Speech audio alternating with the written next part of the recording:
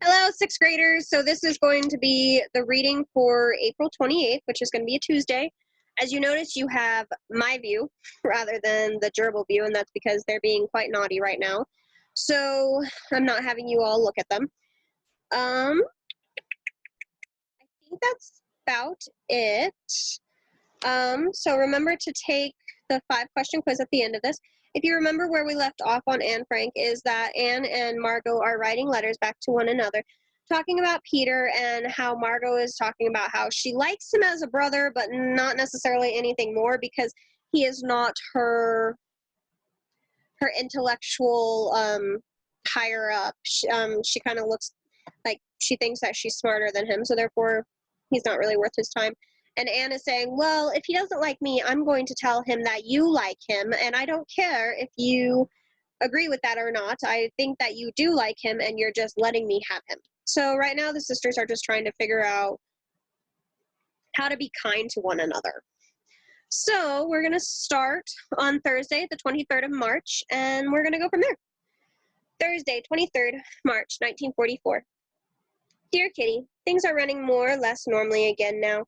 Our coupon men are out of prison again, thank goodness.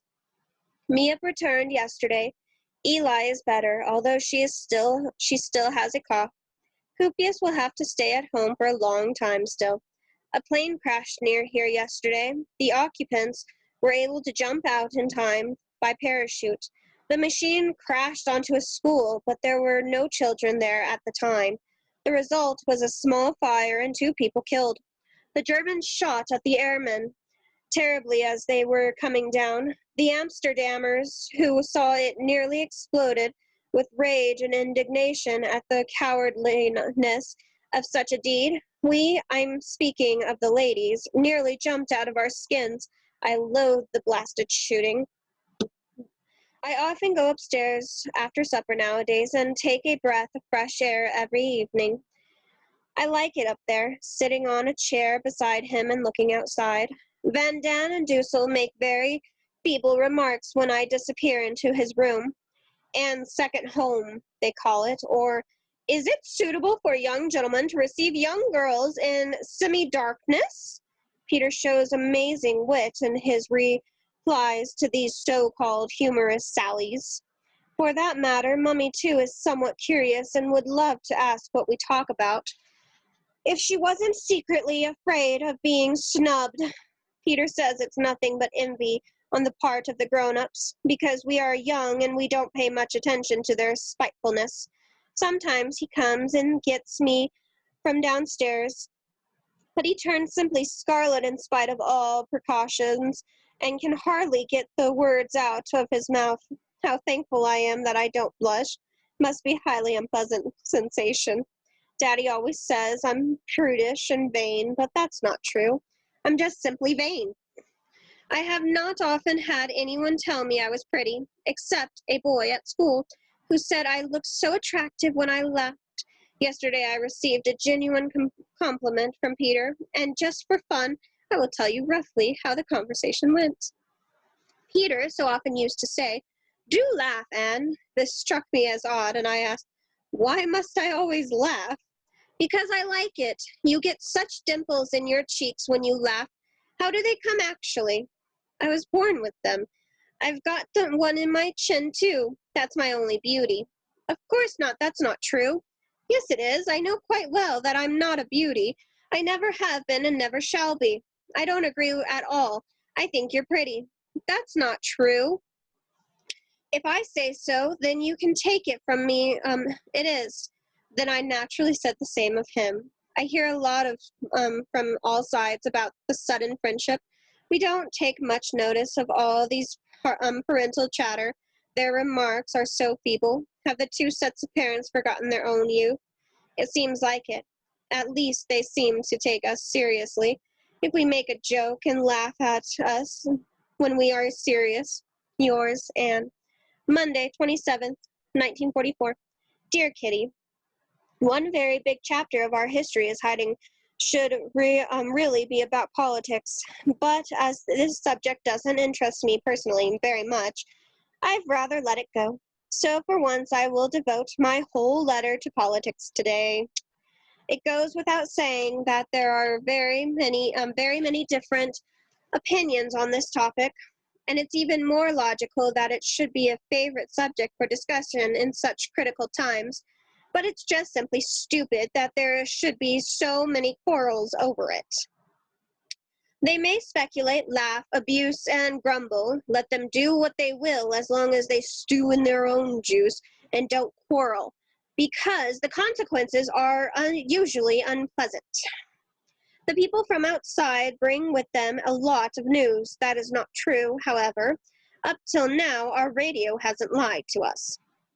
Hink, Mia, Kupius, Eli, and Kraler all show ups and downs in their political moods, Hink least of all.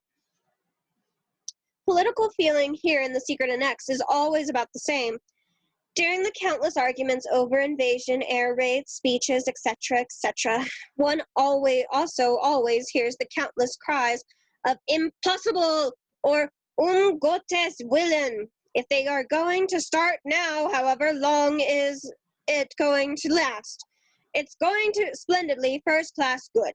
Optimists and pessimists, and above all, don't let's forget the realists who give their opinions with untiring energy and, just as with everything else, each one thinking he is right. It annoys a certain lady that her spouse has such unparalleled faith in the British, and a certain gentleman attacks his lady because of her teasing and disparaging remarks about his beloved nation. They never seem to tire of it. I have discovered something. The effects are stupendous, just like pricking someone with a pin and waiting to see how they jump. This is what I do. Begin on politics. One question, one word, one sentence, and at once they're off.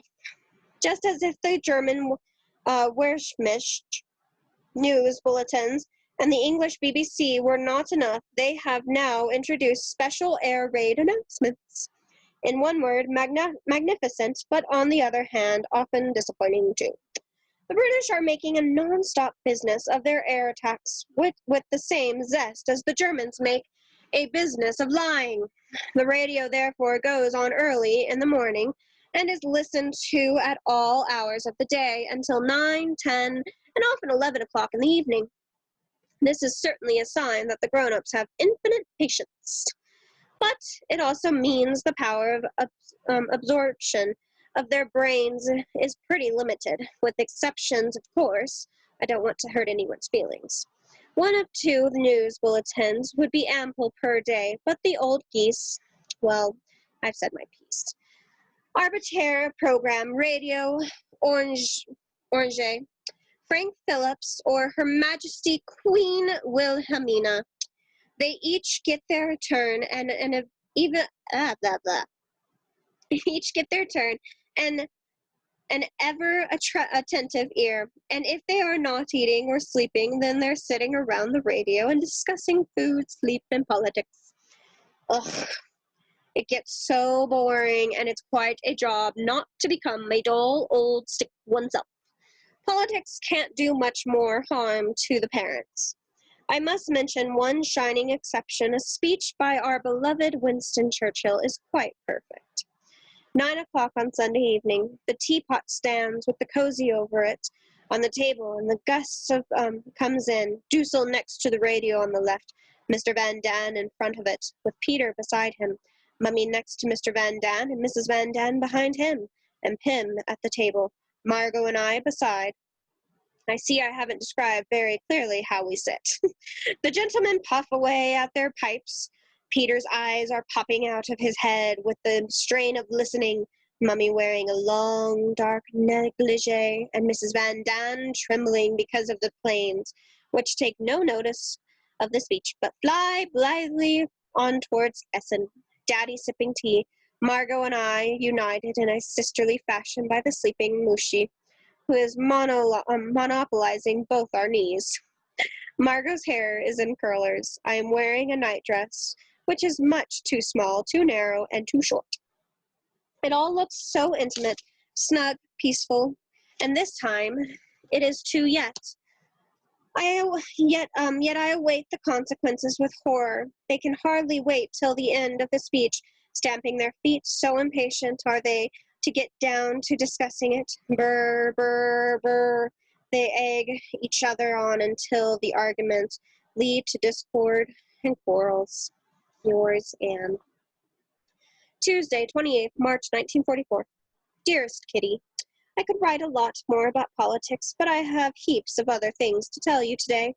First, Mummy has more or less forbidden me to go upstairs so often because, according to her, Mrs. Van Daan is jealous. Secondly, Peter has invited Margot to join us upstairs. I don't know whether it's just out of politeness or whether he really means it. Thirdly, I went and asked Daddy if he thought I need pay any regard to Mrs. Van Daan's jealousy, and he didn't think so. What next? Mummy is cross, perhaps jealous too. Daddy doesn't grudge us these times together and thinks it's nice that we get on so well. Margot is fond of Peter too, but feels that two is company and three's a crowd. Mummy thinks that Peter is in love with me. Quite frankly, I only wish he were. Then we'd be quits and really be able to get to know each other. She also says that he keeps on looking at me. Now, I suppose that's true, but still, I can't help it if he looks at my dimples and we wink at each other occasionally, can I? I'm in a very difficult position. Mummy is against me and I'm against her. Daddy closes his eyes and tries not to see the silent battle between us. Mummy is sad because she does really love me, while I'm not in the least bit sad because I don't think she understands. And Peter, I don't want to give Peter up. He's such a darling. I admire him so. It can grow into something beautiful between us. Why do the old uns have to poke their noses in all the time? Luckily, I'm quite used to hiding my feelings, and I manage extremely well not to let them see how mad I am about with him. Will he ever say anything? Will I ever feel his cheek against mine, like I felt Petal's cheek in my dream? Oh, Peter and Petal, you are one and the same. They don't understand us. Won't they ever grasp that we are happy just sitting together and not saying a word? They don't understand what has driven us together like this. Oh, when will all these difficulties be overcome? And yet it is good to overcome them, because then the end will be all the more wonderful.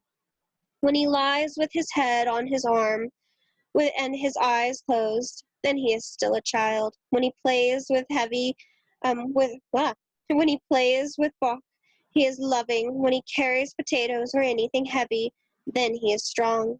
When he goes and watches the shooting or looks for burglars in the darkness, then he is brave.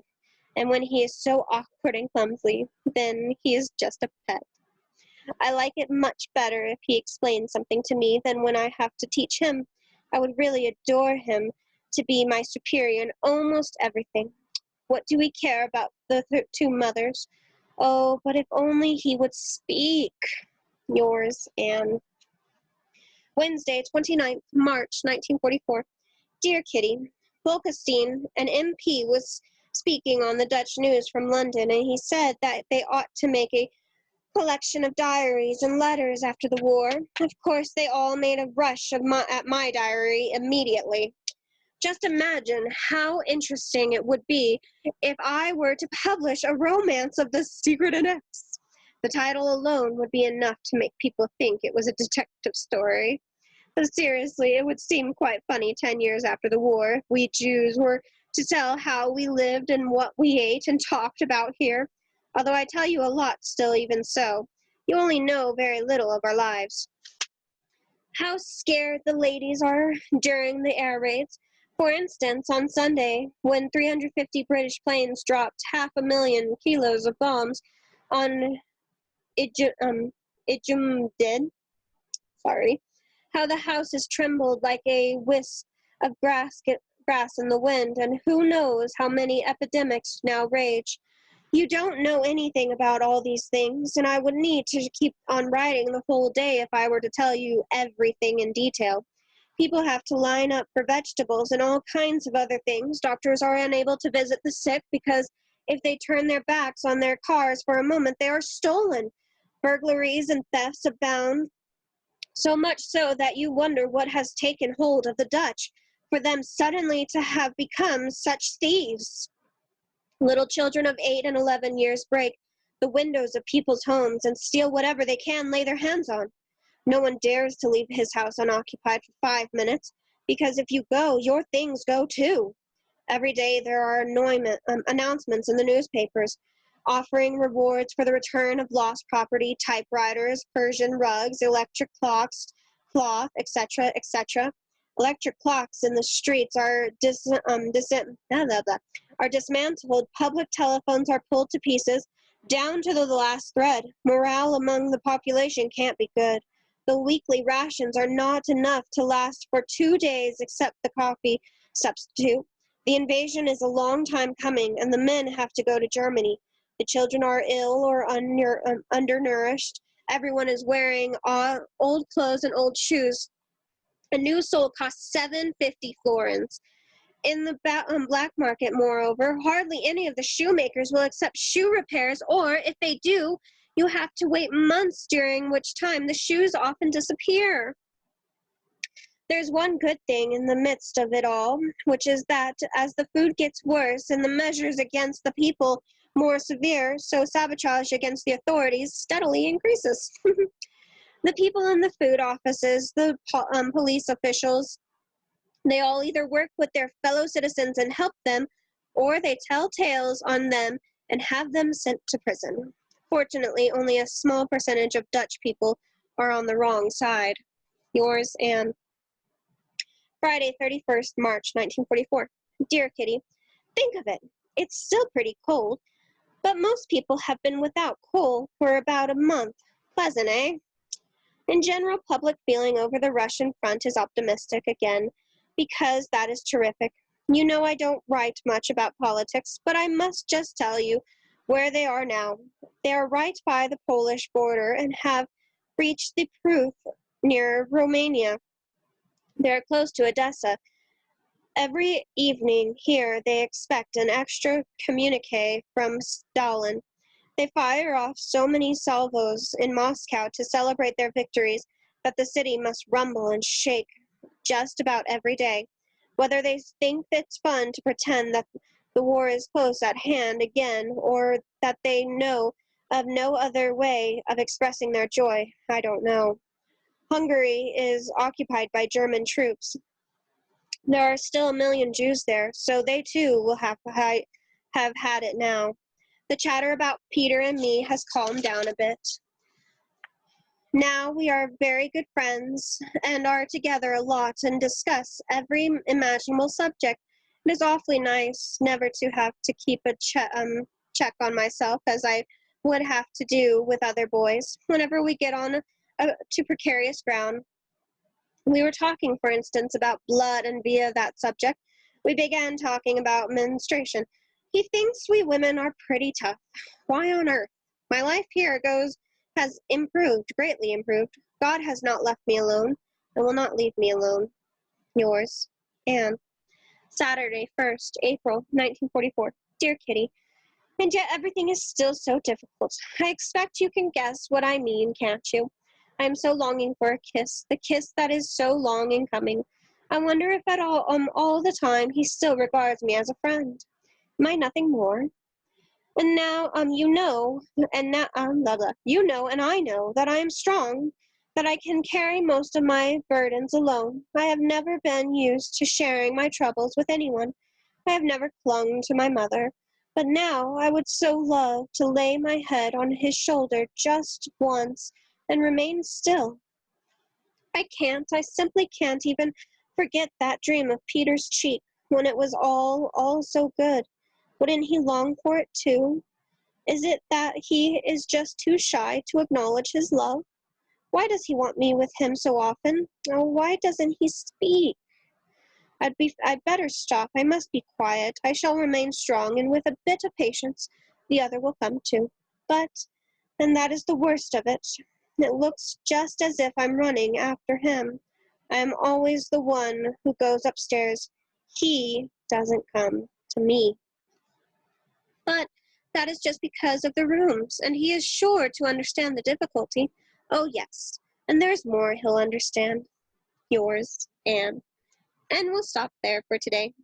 So again, don't forget to take your 5-question quiz, and I will see you all soon. Bye.